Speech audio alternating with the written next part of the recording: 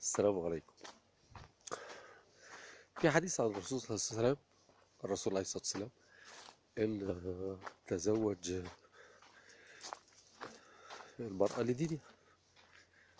في أسباب طبعا تنكح المرأة لأربع: جمالها وحسبها ونسبها ودينها فاظفر ذات الدين.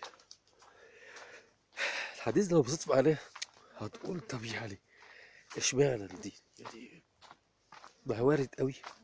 الجميلة برضه تبقى متدينة، ذات الحسب متدينة، وذات النسب متدينة، وذات المال متدينة.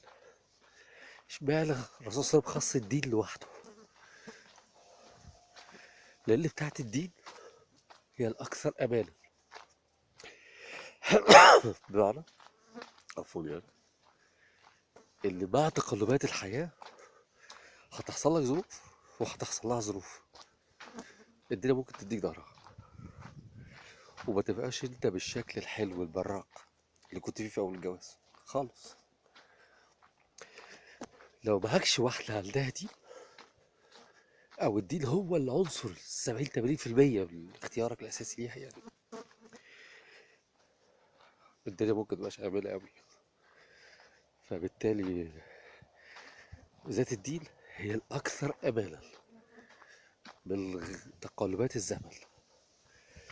وإذا قصة عند الرجل، الرسول صلى الله عليه وسلم قال لك: زوج ابنتك لتقي، إن أحبها أكرمها وإن كرهها. دينا اتغيرت طبعا، لم يظلمها. يعني دينا اتغير، والقلوب بتتغير، والحال بيتغير. بالتالي لازم في عنصر أمان، في رصيد. لما بروح له، لما الدنيا بتتغير معايا بروح له بس في التوقيت ده، لما الدنيا خلاص بتقفل في وشي، هو رصيد ده. وذات الدين هنا مش معنى يعني صوامة قوامة، ده طبعا ما حدش ينكر اللي ده أفضل حاجة، بس يكون الدين غالب الطبع. والدين مش مظهر، عشان الناس اللي تكلمني وتفهمني صح. مش معنى اللي هي لابسة مش عارف ايه وبتتكلم بأسلوب زي هي ده الدين خالص.